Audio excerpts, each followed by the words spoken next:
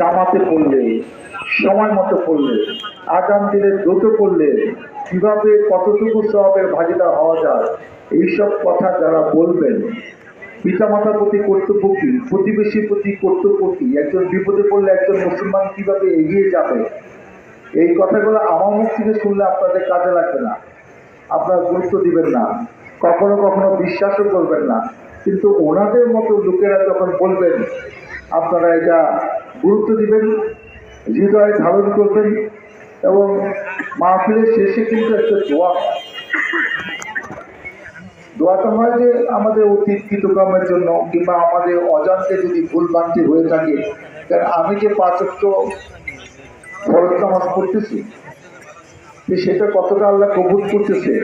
সুন্নত পড়তেছি সেটা আল্লাহ কতটা কবুল করছে, এটা কিন্তু আপনি জানেন না। যে আমাদের তো মানুষের ভুলভ্রান্তি হবে, যে সেগুলা তো